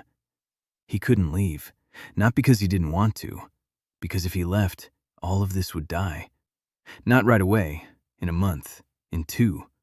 Without him, Borgin wouldn't be able to keep the school running. Ivrin wouldn't be able to defend it. Lane wouldn't be able to cover for him. So Yun wouldn't be able to feed everyone. They had all become part of the system he had built, but the system was still young and it fragile, resting on him like an arch on a keystone. Remove the stone, and the arch would collapse. He told Norden he wasn't going anywhere. Norden nodded, without surprise, as if he'd known all along. Then he said that Daniel should talk to the Duchess of Weir if he hadn't already, because without the Great House's protection, he had 3 months left, maybe 2. Then he left. Daniel didn't sleep that night. He sat on the roof of the second building and looked at the 2 moons. Mira found him at dawn. She climbed up the ladder and sat down next to him. She was 9 years old and climbed the ladder with one hand because her other arm still wouldn't bend properly at the elbow after her injury. She said she'd seen Norden leave. She asked if he was bad. Daniel said no, he was dangerous. Those are different things. Mira was silent. Then she asked if they would close the school. Daniel said, "I don't know." Mira asked, "And if they do close it, what will happen to us?" Daniel looked at her serious, thin face with dark circles under her eyes, at her scarred arm, at her steady gaze that never wavered. He said, "I won't let that happen." She nodded, not like a child who'd been promised candy, like a person who'd been given a promise. She climbed down from the roof and went to wake the others. Daniel stayed behind and wrote a letter to Aylin. With charcoal on a piece of cloth because there was still no paper, he wrote 3 words: "I need your help." So Yeon arranged for it to be delivered. 2 days later, Aylin replied, just as briefly, "I'm coming." While Daniel waited, he did what he knew best. He taught, every day, every evening. By this time, Tae-min was working side by side with him. In 2 months, the boy had mastered what Daniel remembered from his freshman year: algebra, geometry, the basics of trigonometry. Tae-min didn't memorize, he derived the solutions. Daniel would give him a problem, and Tae-min would construct the solution from scratch, every time anew, every time correctly. Sometimes in a different way than Daniel expected, sometimes more concisely. Daniel would tell him he was a genius, and Tae-min would flinch every time, because the last person who called him smart had hit him right after saying it. A word followed by a blow ceases to be a word. It becomes a warning. It took Daniel 3 months for the word genius to stop triggering Tae-min's reflex to duck his head. 3 months of daily repetition. "You're smart. That's good. No one's going to hit you. Show me what you see." One evening, Tae-min was sitting at the blackboard writing, a long formula, line by line. Daniel stood behind him reading. Halfway through the 3rd line, he held his breath. Tae-min was deriving the formula for the area under a curve, not integral calculus, not formally, but the idea, the very essence. If you break the curve down into small rectangles and add up their areas, you get an approximation. The smaller the rectangles, the more accurate it is. If you make them infinitely small, you get the exact area. Tae-min stared at the board, his hand holding the piece of charcoal trembling. He turned to Daniel and said that he could see it but couldn't write it down because he lacked the words, that something infinitely small is neither 0 nor a number, that he didn't know what to call it. Daniel sat down next to him. He said there was a word for it, limit, and that people in another place had also struggled to find it for a long time, and that one day they found it, and that Tae-min had just traveled that same path. Tae-min looked at him. Then he said, "In another place." Daniel nodded. Tae-min didn't ask which one. He accepted it as a fact, like a number, a given. Then he turned to the board and continued writing. Aylin arrived 5 days later, not alone. She was accompanied by 2 others, a lawyer from the capital named Walden, an old man with bony hands and a memory that held every paragraph of the Blood Codex as a storekeeper keeps his keys, and her personal secretary, a young woman named Rice, who wrote down everything she heard and never looked up. Aylin dismounted and walked through the school not as a guest, but as an inspector, but not as an enemy inspector, as one of their own. She looked at every building and every mechanism and every child and saw what Daniel wanted her to see: the system, not a collection of sticks and ropes, a system that works and that can grow. Then the 4 of them sat down in the classroom: Daniel, Aylin, Walden, and Borgen. Daniel told them about Norden, about the ultimatum, and about the 2 or 3 months. Walden listened and nodded. Then he spoke. His voice was like the rustle of parchment. He said that according to the Codex of Blood, a craft guild has the right to exist if it meets 3 conditions. First, it must be under the patronage of a noble of at least knightly rank. Second, it must not teach skills beyond those required for manual labor. Third, it must not disseminate knowledge reserved for the Archmages Guild. Aylin could fulfill the first condition with her name alone. House Weir was one of the 12. Her patronage made the school off-limits to barons and local officials. Only the guild or the king could challenge it. The second condition was a problem: the needs of the hands. This meant that children could learn to weave baskets and knead clay, but not to count, draw, or build mechanisms. Walden said that the wording, "the needs of the hands," had never been legally defined. Nowhere in the codex does it say exactly what constitutes the needs of the hands. This was interpreted locally. Each baron decided for himself. Each inspector interpreted it in his own way. Walden suggested taking advantage of this. If a craft school teaches children to build mills, cranes, and furnaces, that is a craft, manual labor. If, in the process, the children learn to count beams and measure angles, that is part of the craft. Hands don't work without a head. Try building a furnace without counting the bricks. Daniel looked at Walden and realized that this old man wasn't just a lawyer. He was a saboteur. A quiet, methodical saboteur who had lived his entire life within the system, wearing it down from the inside. Daniel asked him why he was doing this. Walden looked at him with his faded blue eyes and said that 30 years ago, his daughter had died of a fever because the magician healer hadn't arrived in time, because the village hadn't paid. His voice didn't waver. Aylin officially placed the school under the patronage of House Wire. She signed the document in the presence of Borgin, Walden, and Reese. The document was drafted so that every line formally complied with the blood code, yet in essence authorized everything Daniel was doing. The House of Crafts teaches skills in construction, repair, and field care for the wounded. These skills include the measurements and calculations necessary for high-quality craftsmanship. Daniel read it and shook his head. Walden smiled and said that the war against the system is won not with swords, but with commas. He corrected himself. Periods. There are no commas here. Aylin left 2 days later. Before her departure, she stood with Daniel by the stream and watched the water wheel. She said that things were unsettled in the capital. Qasr had pulled 2 more legions up to the border. The royal army wasn't ready. The archmages were growing old. The young mages are growing weaker.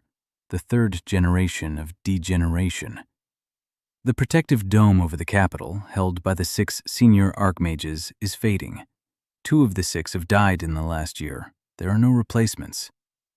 She said this calmly, like an engineer describing a crack in a wall, without panicking, simply stating the facts. Daniel asked how long until the invasion. She said, by her estimate, a year, maybe a year and a half. Daniel looked at the school. 217 children, 8 junior masters, the mill, the infirmary, and workshops. A year. In a year, he could train 30 more masters, send them to the villages, teach them to build, teach them to heal, teach them to think. He told Aylin that he needed more iron, more tools, paper, real paper, ink, and people, adults who could teach alongside him. She nodded and said she'd do what she could. Then she turned to him and said that when Norden told him to leave, she knew he wouldn't go. Daniel asked how she knew. She said, "Because I wouldn't have leave either." They stood there in silence. The wheel turned, water flowed.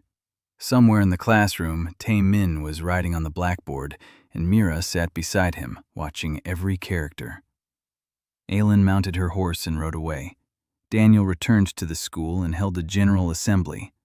All 217 children were in the courtyard. He stood before them and said that the school was now under the protection of the Great House.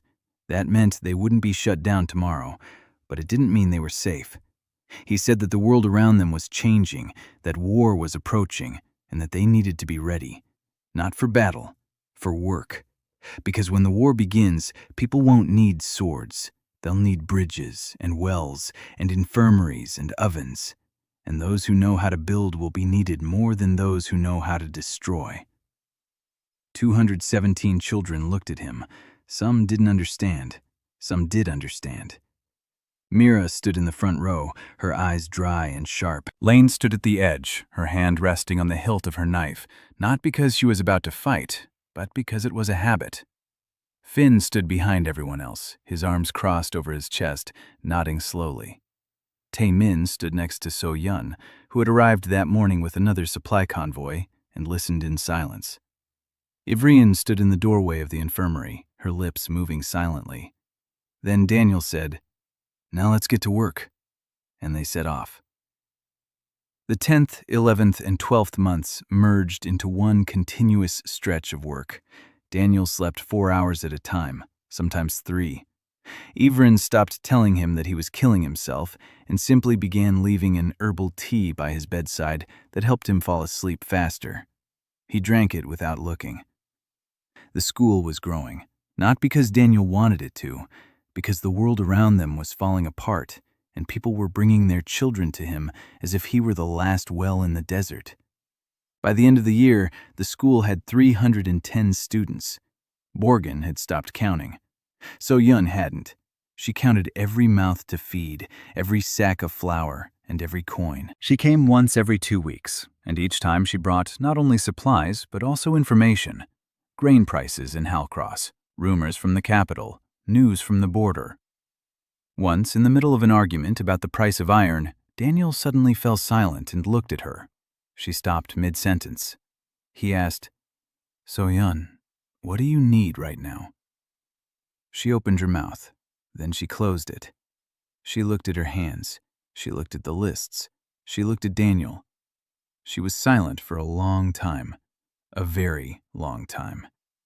Then she said she didn't know, that no one had ever asked her that before, that her whole life she had been a daughter to her father, a sister to her brothers, and a widow in memory of a husband she didn't love and to whom she had been married off at 16, and that she didn't know what she wanted because she had never allowed herself to want anything.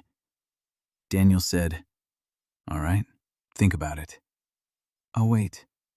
She looked at him as if he'd said something in a language she didn't know but had always wanted to learn. Then she stood up and left. 40 minutes later, she returned. She said she wanted to learn how to build, not to trade, to build, with her own hands. Daniel gave her a hammer and led her to the construction site of the 3rd building. The first graduating class left for the villages in the 11th month. 8 junior master builders.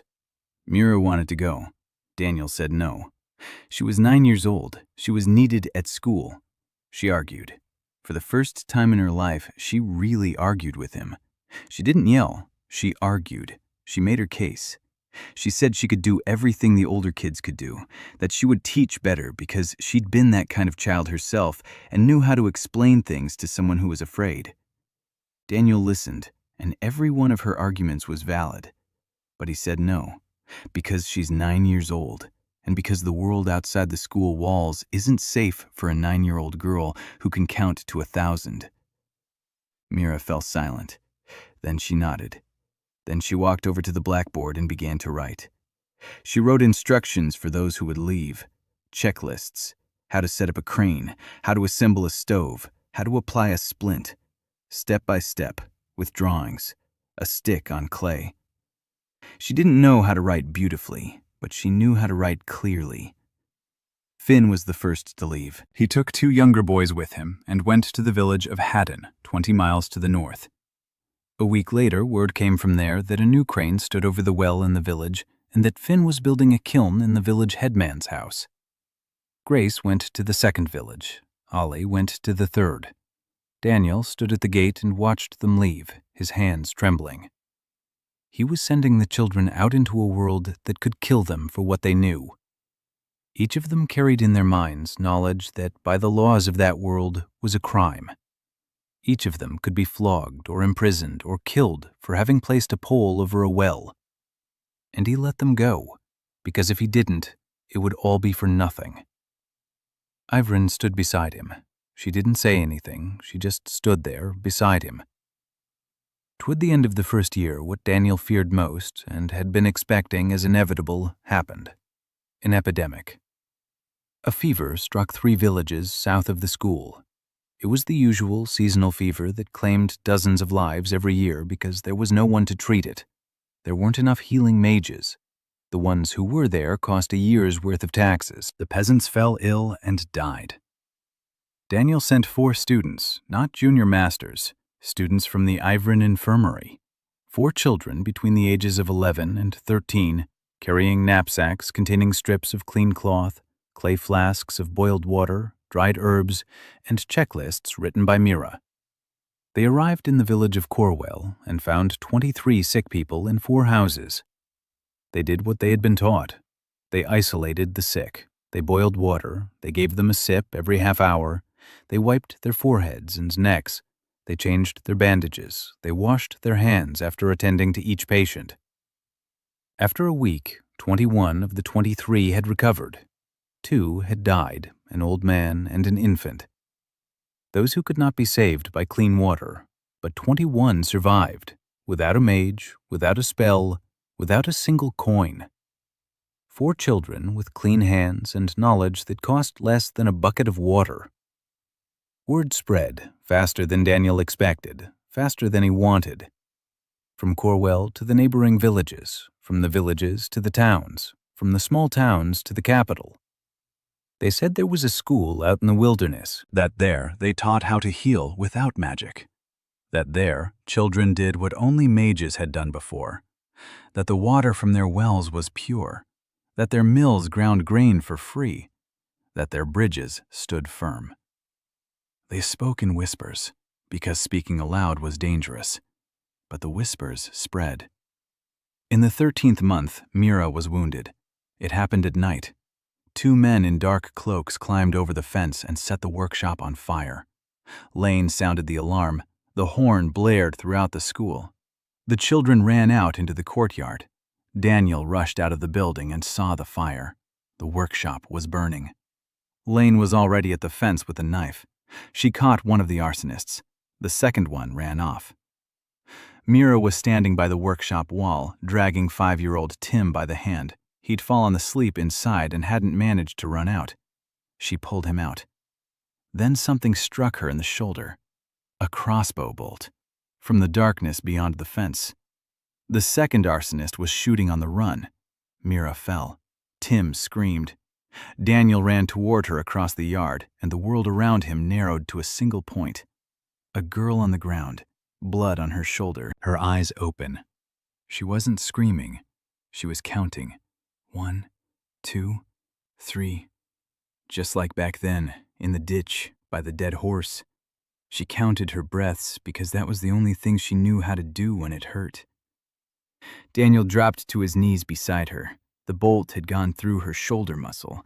Not a bone, not a joint, a muscle. He could see the entry wound and the exit wound, a through and through wound. The bleeding was heavy, but not gushing, not an artery. Ivern was there within a minute. She worked silently and quickly. She cleaned the wound, applied pressure, and bandaged it. Mira lay there counting and staring at the sky. Daniel held her hand, that very one with the scar across her forearm. She squeezed his fingers and said, "Uncle Dan, I pulled Tim out." He said, "Yes, you pulled him out. Good job." She closed her eyes and lost consciousness. Daniel stood up. Lane was holding the captured arsonist, pressing his face against the ground. Daniel walked over and looked at him, a man in a dark cloak, no insignia, no crests, a mercenary.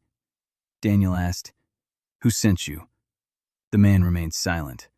Lane pressed her knee into his back. He exhaled and said he'd been paid at the tavern in Tainbridge.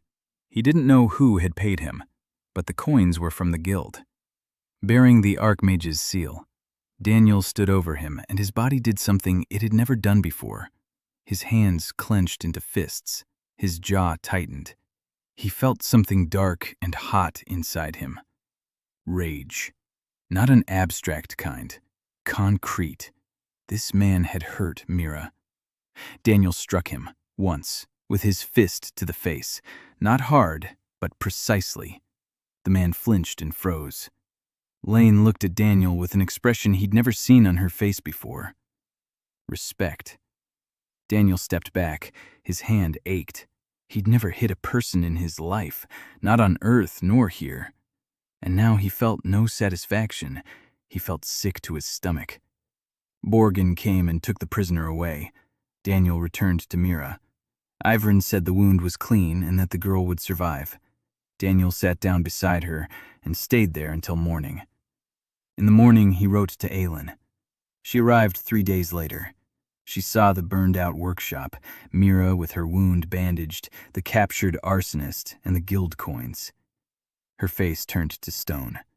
She said this was the end of the silence. That the guild had taken action, that Severin Valor had sent assassins. Daniel said, "Not assassins, arsonists. They wanted to burn down the school, not kill the children." Aylin said the difference was negligible when the children were sleeping inside. She was right. Aylin left for the capital. 2 weeks later, the decree arrived. A royal decree ordering the closure of Daniel Crow's craft school for exceeding its authorized activities and violating paragraphs 16 and 41 of the Blood Code. The decree was signed by the Chancellor on behalf of the king. Borgin read it aloud. Daniel listened. 310 children stood in the courtyard and listened. Mira stood with her arm in a sling and listened. Tae Min stood next to his older brother, Tae Hyun, who had arrived from Halcross a month ago to help with arithmetic in the younger classes. So Yun stood with a notebook and pencil. Ivrin stood in the doorway of the infirmary. Lane stood on the roof with a horn in her hand. Everyone waited for Daniel to speak. Daniel was silent for a long time. Then he said, "Let's get back to work." Borgin asked about the decree. Daniel said the decree had been signed by the Chancellor, not the king, that Aylin would appeal it to the Council of 12, that the appeal would take time, that while the appeal was pending, the decree would not be enforced. Walden had taught him that. The law moves slowly, and while it moves slowly, the school moves quickly. Aylin did what she promised. She stood before the Council of 12 and demanded a review of the decree. She argued, using Walden's words, "Craft involves calculation. Calculation does not exceed the needs of the hands. Hands without a head do not build." The council was divided. 6 houses supported the guild, 4 supported Aylin, 2 abstained. 1 vote was missing. Aylin paused, but the appeals process dragged on for another 2 months. For 2 months, Daniel continued to teach, every day, every night, as if tomorrow were his last. War came sooner than expected. In the 18th month, the Khazar Empire crossed the border in 3 columns. The northern column struck the fortresses along the Tain River. The central column advanced on the capital. The southern column bypassed the mountains and cut off the trade route to the sea. The royal army met the northern column at the bridge over the Tain. The bridge was made of stone, old, built back in the time of the current king's great-grandfather. 3 archmages maintained a magical shield over it. The Khazarians brought up their iron tubes, cannons, 6 of them on wooden carriages. The first volley pierced the shield. The second blew the parapet to pieces. The third killed one of the 3 archmages. The bridge held, but the army retreated. The news reached the school 4 days later. Borgin arrived, pale, and said that a royal messenger had galloped through the village and that the army was retreating toward Tainbridge. Tainbridge, a small town 2 days' journey away. That very bridge across the River Tain on the road to the capital. If Kasser takes the bridge, the road to the capital is open. Daniel stood on the roof and looked north. He was thinking, not about school, about the bridge. He'd seen that bridge once, when So-Yun had taken him to Halcross along the trade route. A stone bridge supported by 3 piers, arched, about 200 paces long. The road across it is the only one in this section. The river is deep and fast-flowing. There's no other crossing for 30 miles in either direction. He thought about cannons, about how a magical shield can't stop cannonballs, about how stone can, if laid correctly. If earthen fortifications were built in front of the bridge, if gabions were placed on either side, baskets filled with stone and earth, the simplest field fortification. The 18th century on Earth. Vauban. Fortification. He knew this, not as an architect, but as a man who had written textbooks and included chapters on the history of engineering in them. He climbed down from the roof and went to Tae Min. They sat there until nightfall. Daniel drew plans. Tae Min did the calculations. A gabion, a basket woven from branches, 1.5 paces in diameter, 2 paces high, filled with stones and earth. It can withstand a small caliber cannonball. It doesn't shatter but absorbs the impact. Cheap, quick, Any peasant can weave one in a day. Any child can fill one in 2 days. Daniel drew a diagram of the fortifications in front of the bridge. 2 rows of gabions, a trench between them, an earthen embankment behind the second row for riflemen, flanking positions on the banks. All made of wood, earth, and stone. Not a gram of magic. Taemin calculated the requirements. How much earth was needed, how many baskets, how many hands, how many days. Daniel looked at the numbers and said that if they started now, they could finish in 10 days. Taemin said we didn't have 10 days. According to the calculations, the Kasarians would be at the bridge in 7. Daniel closed his eyes. Then he opened them and said, "So, 7 it is." In the morning, he gathered the senior students, 26 of them, ranging in age from 13 to 17. He explained what needed to be done and why. He didn't order them, he explained. Jane listened, her eyes burning with determination. She said, "I'll go first." Daniel said, "No, Mira goes first."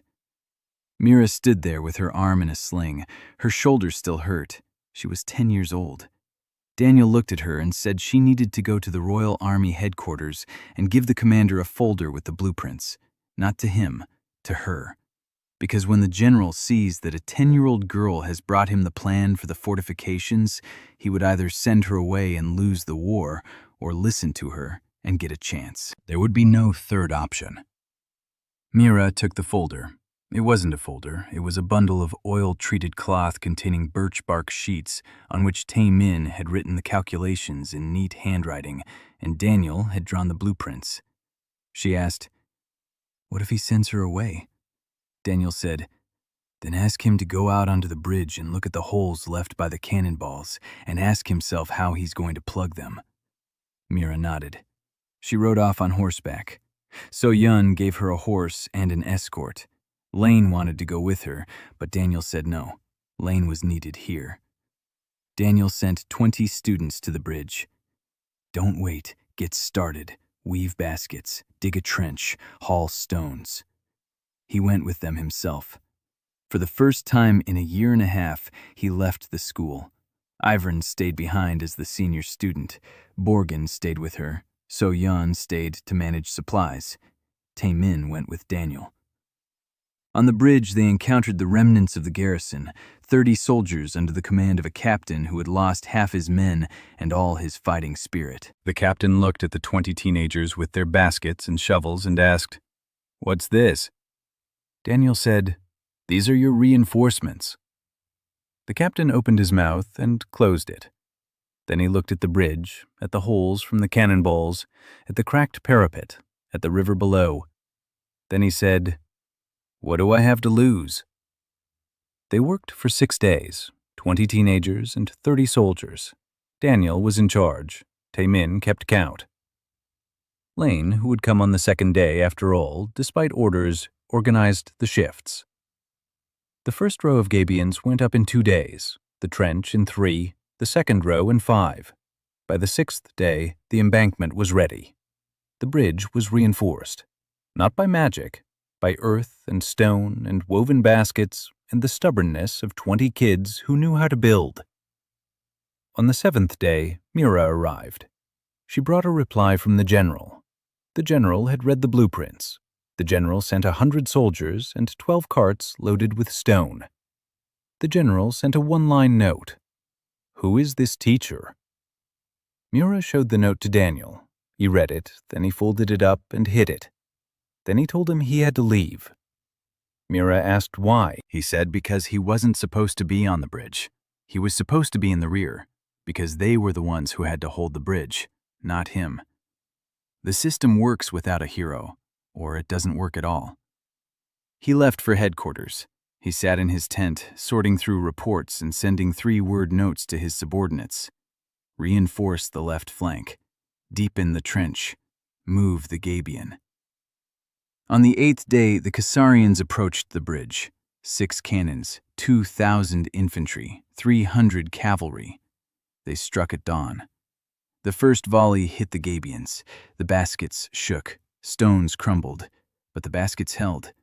A second volley, a third. the Gabians held. The Khazar infantry launched an attack. They were met from behind the embankment, arrows and stones and logs and whatever else they could find. 130 men against 2,000. The bridge stood. Tae-min stood on the bridge, counting the hits and relaying the data to Lane, who was directing the repositioning of the baskets. Finn ran in from the village of Haddon with his men 3 hours into the battle. Grace arrived from the south. Ollie brought ropes and, in 40 minutes, stretched a signal net across the entire bridge to pinpoint where the breach was. Daniel's children held the bridge. 12 hours, until dark. The Khazarians retreated. They lost 2 cannons and 300 men. 12 defenders died on the bridge, 4 soldiers and 8 school students. Tae-hyun, Tae-min's older brother, Hana, who knew herbs better than Ivran, and 6 others whose names Daniel carved with charcoal on the stone, in a row, one below the other, because there was no one else to remember them.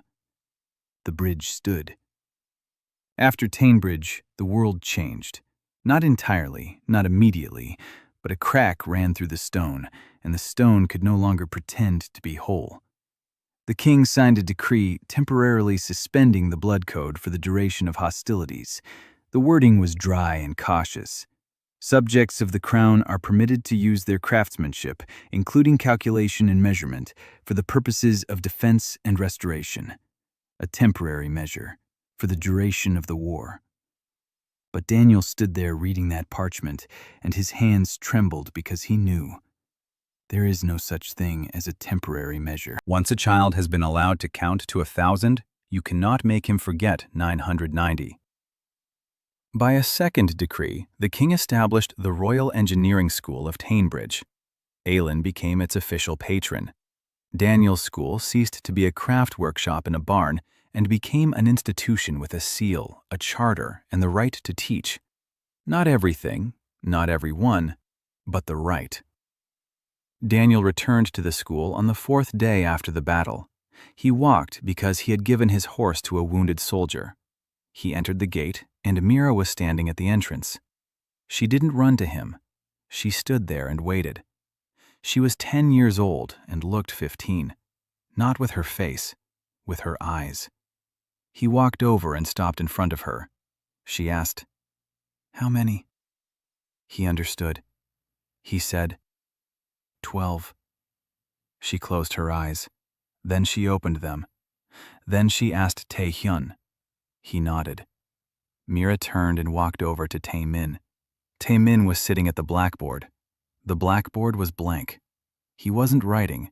He was sitting there, staring at the wall. Mira sat down next to him and didn't say a word. She just sat there. Daniel stood in the doorway, watching them. A 10-year-old girl and a 16-year-old boy. One had lost her father in a roadside ditch. The other had lost his brother on a bridge. Both knew that the knowledge they carried was worth lives, not strangers' lives, but their own. Tae-min hadn't spoken for 3 days. On the 4th day he stood up, walked over to the blackboard, and began to write. He wrote the formula for the trajectory, how a projectile flies, at what angle, at what speed, how far.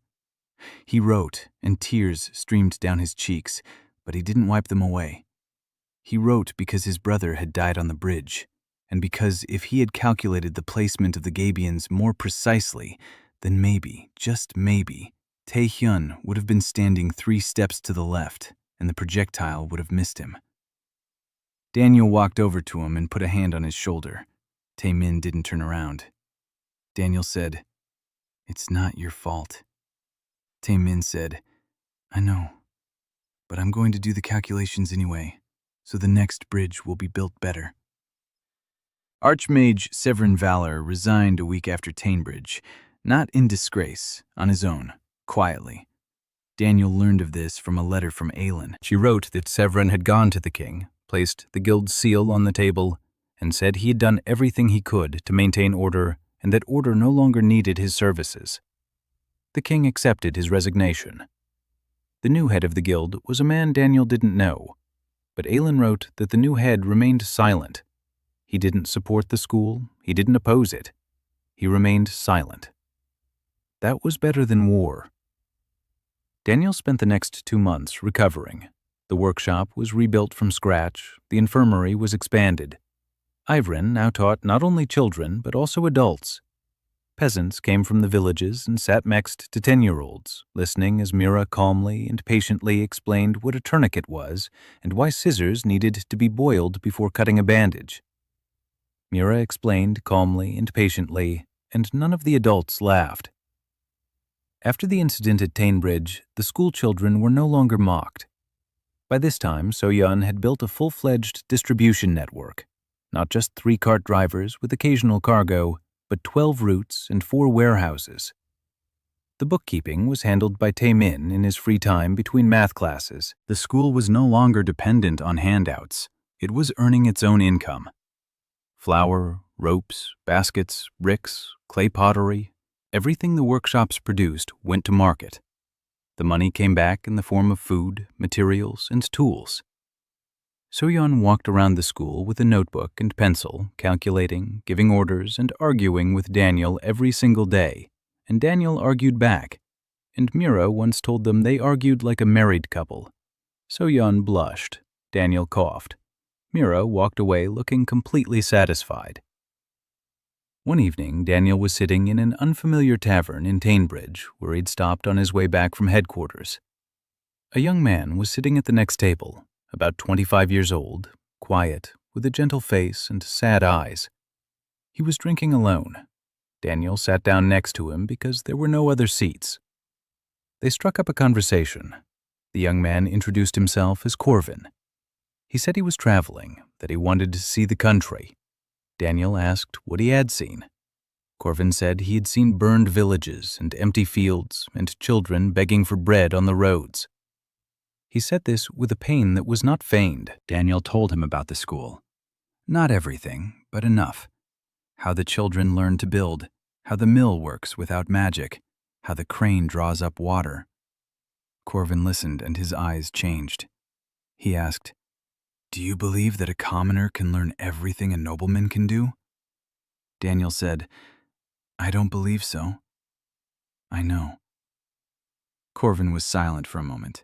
Then he said, "What if you found out that one of the nobles had no magic, that he'd been pretending his whole life, that his father sustains his spark with his own power, and that when his father dies, the pretense will end? What would you say?" Daniel looked at him. He looked closely. Then he said, "I'd tell him that the spark isn't everything, that thinking is a power too, and that being ashamed of who you are is a prison you build for yourself." Corvin lowered his head. Then he raised it. His eyes were shining. He said thank you, and left. Daniel sat there thinking about him. Then he remembered what Aelin had told him about Severin, that Severin had an only son, without a spark, that Severin had sustained his son's magic with his own for 20 years. Daniel placed his mug on the table and closed his eyes. Corvin, the son of archmage Severin Valor. He had just befriended the son of the man who had sent assassins to his school. The world was small and cramped and strange. The second year was drawing to a close. The school still stood. The bridge still stood. The Codex of Blood had been suspended. 12 children lay buried near Tainbridge. Daniel sat in the tavern, staring at the wall, thinking that every mill he had built had cost someone something, and that he would keep building, because he didn't know how not to. 6 months after Tainbridge, a second campus opened, a stone building on land granted by the Crown, 4 workshops, 2 infirmaries, a library. The first public library in the history of the Kingdom of Valderin, open to everyone. Aelin donated 40 books from her family's collection. Valden donated another 20. So-Yun bought 10 in Howcross. Tae-min wrote the first textbook, a slim volume on birch bark sheets, Arithmetic for Beginners, with illustrations by Mira. Fractions were explained using a sliced pie. Multiplication was explained using sacks of grain. Division was explained using apples. Daniel leafed through this book, and his throat tightened, because this was the very book he had spent his entire life writing on Earth. the textbook by which a teacher without a diploma could teach a child, using a stick in the dirt, to count, build, and think. Only he hadn't written it. The children had written it. The opening ceremony of the second campus took place in the capital. The king was present, 12 dukes, 3,000 guests. Daniel was supposed to speak from the podium. Someone had written his speech for him. Aylin helped with the wording. Walden checked it for compliance with etiquette. So-Yun checked the length. Lane checked for words that might offend the military. Ivrin checked for words that might offend the order. Daniel read the speech. Then he folded it up. Then he handed it to Mira. Mira took the sheet of paper and looked at it. She was 13 years old.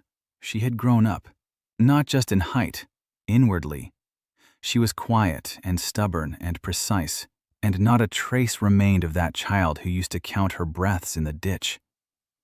No, there was one left, just one, that very one.